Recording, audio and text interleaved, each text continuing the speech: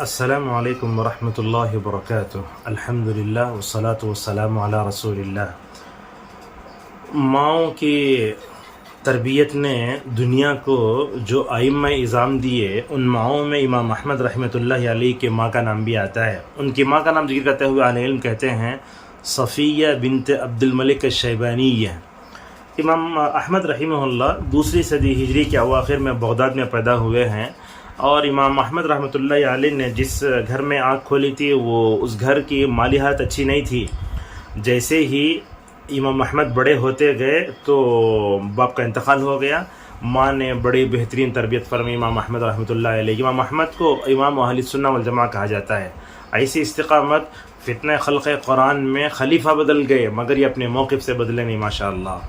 امام احمد رحمۃ اللہ علیہ اپنے بارے میں کیا کہتے ہیں؟ میری ماں نے مجھے قرآن یاد کرایا جب میں 10 سال کا تھا۔ محترم ماں اور بہنوں، یہ بات غور سے سنیے۔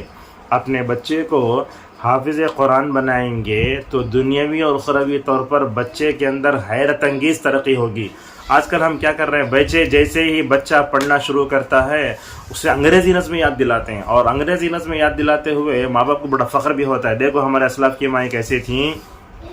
سب سے پہلے میری ماں نے مجھے قرآن یاد دلایا تو کیا ہوا، 10 سال کی عمر تھی، ماشاءاللہ میں نے پورا قرآن یاد کر لیا۔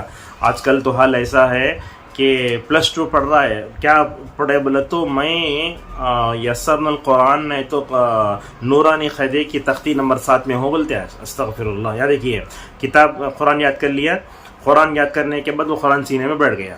امام شافعی رحمہ اللہ کہتے ہیں من حفظ القرآن فقد عظمت منزلتہ، جو قرآن یاد کر لیتا ہے اس کا مقام و مرتبہ بڑھ جاتا ہے۔ اور کیا کہتے ہیں، دیکھو امام احمد رحمۃ اللہ علیہ اپنے ماں کے بارے میں کیا کہتے ہیں، جس تربیت کی وہ شاید بولے ہوں گے، وہ یاد بھی ہے ان کو۔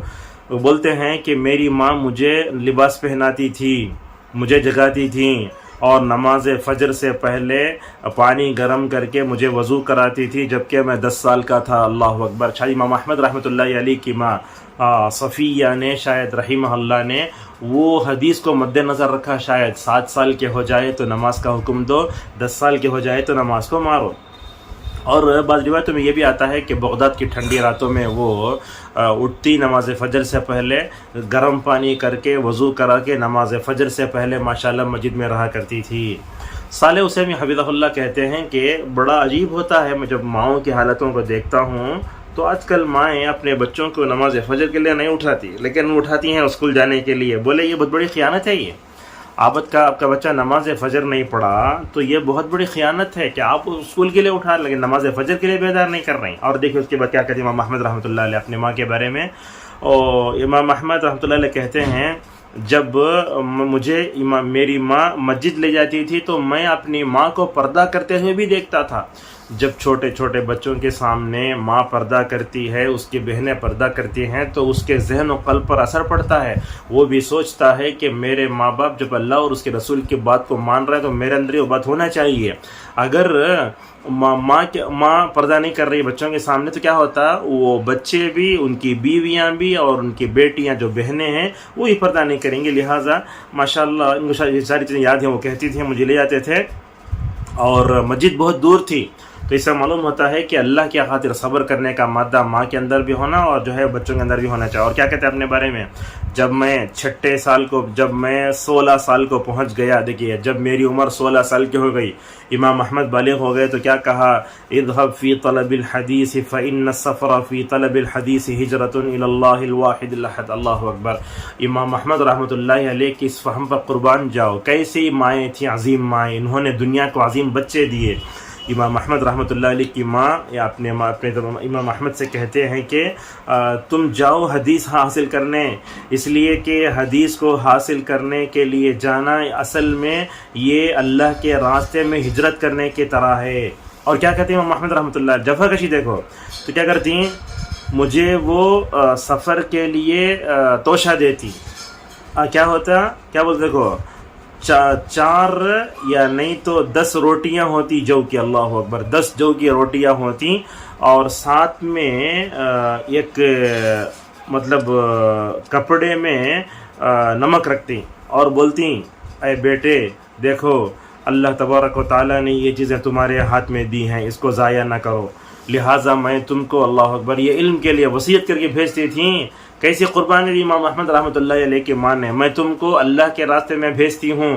اور رسول اکرم صلی اللہ علیہ وسلم سفر میں جاتے ہوئے مسافر کو جو دعا دیتے مقیم کی جانب سے استودعک الذی لا تضیع ودائعہ، ایسا وصیت کر کے اپنے بیٹے کو جو ہے رخصت کیا کرتی تھیں. نتیجہ کیا ہوا؟ امام احمد رحمہ اللہ محدث بنے، فقیہ بنے اور حق گو بنے، بے باک بنے اور اہل السنہ والجماعہ کے اماموں میں سے امام بنے. بہرحال امام احمد رحمۃ اللہ علیہ کی اس ماں نے جو تربیت کی اس میں ہماری ماؤں کے لیے کئی باتیں ہیں. سب سے پہلی بات یہ ہے اگر شوہر کا انتقال ہو جائے تو ماں اپنے بچوں کی تربیت کو نہ چھوڑے. ایسے ہوتا ہے آج کل اگر بیوہ ہو جاتی ہے تو نوجوان رہتی ہے تب بھی شادی نہیں کرتی، اور اس کے بعد بچے کیا ہوتے ہیں، یتیم بچے ہی زیادہ خراب ہوتے ہیں. لہذا دیکھو یتیم بھی ہو گئی امام شافعی اور یہ بھی، مگر اس کو رکاوٹ نہیں بنائی اپنے بچوں کی تربیت میں. اور ایک بات بھی ہے، گھر میں پیسہ ہی سب کچھ نہیں ہے، گھر میں تربیت سب سے بہترین چیز ہے. حالانکہ فقیری تھی، میرا طریق امیری نہیں فقیری ہے، خودی نہ بیچ غریبی میں نام پیدا کر، یہ وہ شعر ہے جس میں علامہ اقبال رحمۃ اللہ علیہ نے اپنے بیٹے جاوید اقبال کو نصیحت کی تھی کہ خودی نہ بیچ غریبی میں نام پیدا کر. لہذا گھروں میں مال رہنا، ہماری تجوریوں میں بینک بیلنس میں پیسے رہنا یہ کوئی مال نہیں ہے. سب سے بڑی چیز علم ہے. یہ اگر یہ ماں کو سمجھ میں آ جائے تو ماں کے دل سے ہم حرص کو نکال سکتے ہیں. ایسے کتنے گھر ہیں کہ مال کی حرص کی وجہ سے بچے بھی برباد ہوئے، بیٹیاں برباد ہو گئیں، یہاں تک کہ وہ مال کی حرص کا اثر جو ہے وہ شوہر پر ہی پڑ جاتا ہے، نعوذ باللہ.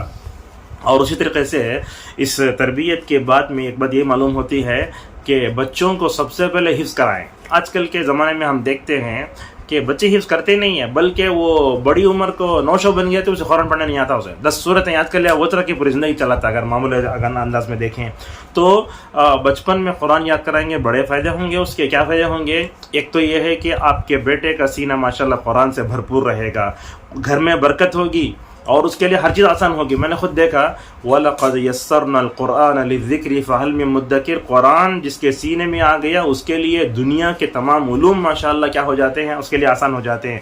ہر طرح کی ترقی ہوتی ہے، دنیاوی دینی ہر طریقے سے ماشاءاللہ اس کی جو ہے عزت کی جاتی ہے.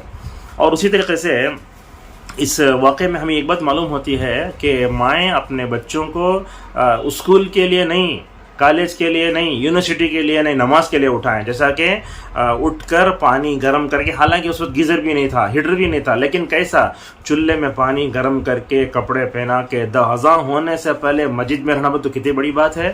لہٰذا امام احمد رحمۃ اللہ علیہ کی نیکی کا، امام احمد رحمۃ اللہ علیہ کی ماں کی نیکی کا اثر امام احمد پہ پڑا. جیسا کہ اللہ نے فرمایا وَكَانَ أَبُوهُمَا صَالِحًا، ماں باپ نیک ہوتے ہیں تو بچوں پر اس کا اثر پڑتا ہے. اور اسی طریقے سے اور ایک بات بھی ہے، علم حاصل کرنے میں اپنے بچوں کو جفا کشی سکھانا چاہیے. دیکھو کیا بولتے ہیں، روٹی رکھے نمک رکھے. آج کل کے بچے سالن نہیں تو نہیں کھاتے، پرانا تو نہیں کھاتے، لیکن یہ دیکھو روٹی بھی نمک لے کر بول رہے ہیں. میں اللہ تعالیٰ کے حوالے کرتی ہوں اور نبی کریم صلی اللہ علیہ وسلم مسافر کو جو دعا دے کر بھیجتے وہ دعا تم کو دے کر بھیج رہی ہوں. یہ عظیم ماؤں کا کردار تھا، عظیم مائیں ماشاءاللہ عظیم بچے پیدا ہوئے. آج کل بھی اسی ماؤں کی جو ہے تاریخ کو دہرانے کی ضرورت ہے. اللہ تبارک و تعالی ہم سب کو ان عظیم علماء کے پیچھے جو عظیم ماؤں کا کردار تھا اس کو بار بار امت کے سامنے پیش توفیق عطا فرمائے. اللہ تعالی ہمارے امت مسلمہ میں جو مائیں ہیں ان کی گودوں میں امام احمد جیسے بچے دوبارہ پیدا فرمائے. اللہ تعالی امام احمد جیسی عظیم مائیں بھی دنیا میں پیدا فرمائے. آمین. وما علینا الا البلاغ. والسلام علیکم ورحمۃ اللہ.